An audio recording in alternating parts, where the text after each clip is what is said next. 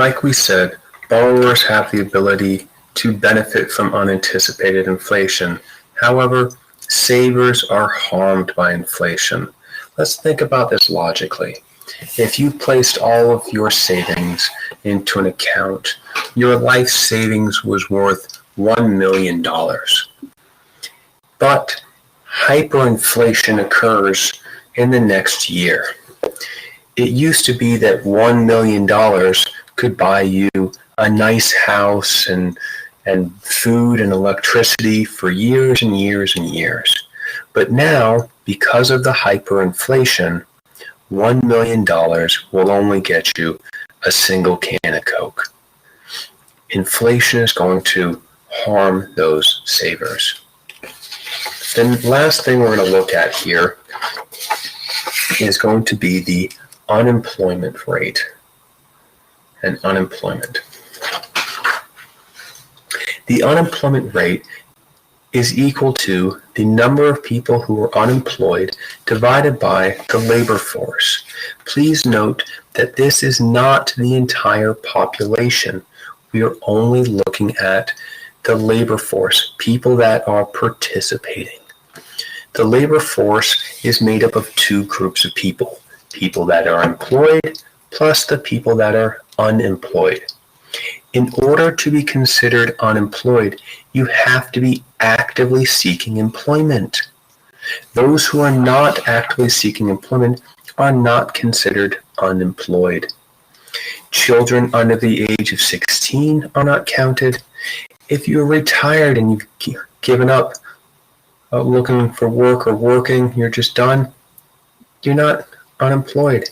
If you are in jail or if you're in active duty military, you are not unemployed. If you are a full-time student, you are not considered to be unemployed.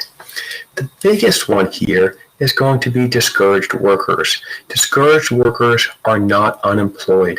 Discouraged workers are people who would like a job, but they've now given up looking for work because they can't find one.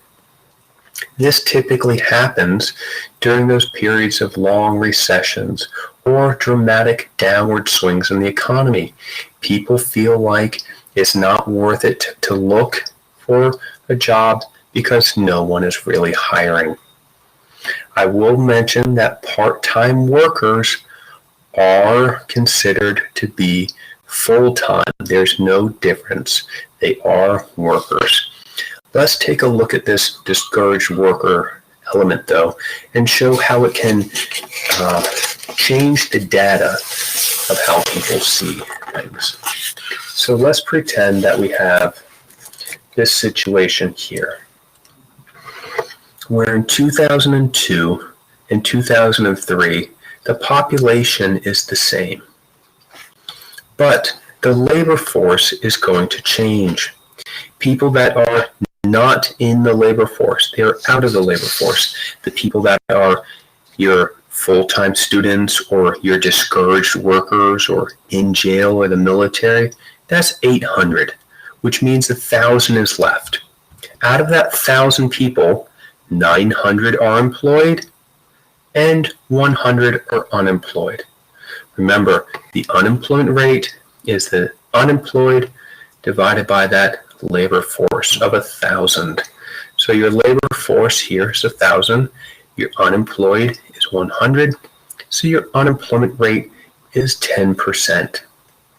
In 2003, that same population, but this time we actually see that 20 more people have left the labor force. For whatever reason, they're no longer there. It is the same number of jobs, the same 900 people working, but now only 80 people are considered to be unemployed because 20 more of them have left the labor force and aren't looking. The labor force of 980 now gives us an unemployment rate of 8.2%. So there weren't more jobs created. More jobs were not created from 2002 to 2003. It's still 900. It's simply just more people have left that labor force. those people may have gotten discouraged. But the unemployment rate looks like it drops. These are misleading figures. Do not use the unemployment rate as being the only statistic to determine whether or not an economy is doing well. The natural rate of unemployment is considered to be around 4% today. This is considered to be full employment, this equilibrium level that the economy is trying to reach. It is not 0%.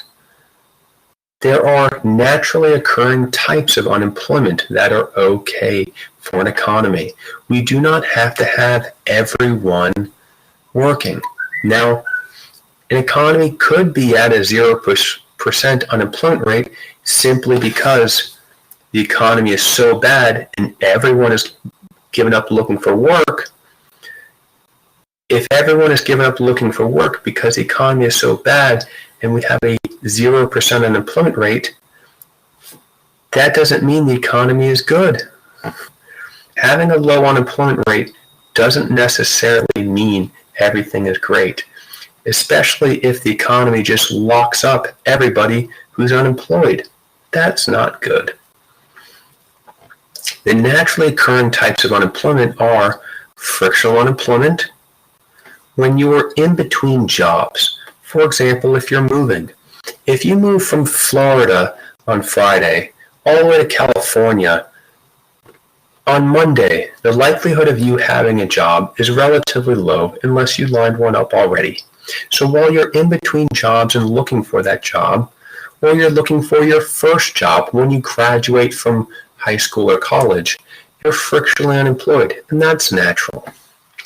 Structural unemployment is when your skills are no longer needed by the economy because of advancements in things like technology. The milkman is no longer needed. The blockbuster employee no longer needed. And soon to be taxi cab drivers. Thanks to Uber and Lyft, those skills might not be needed. If you were to add up this structural unemployment with the frictional unemployment, you'd get that 4%.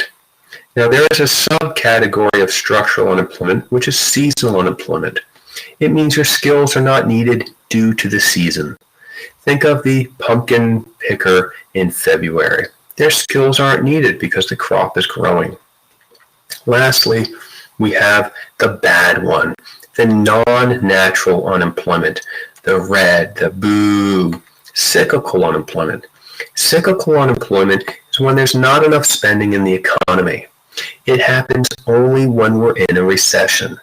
It's all the unemployment that is above the natural rate. So, if the natural rate of unemployment for this example is 4%, and the actual rate of unemployment is 7%, this means that the cyclical unemployment in that economy would be 3%.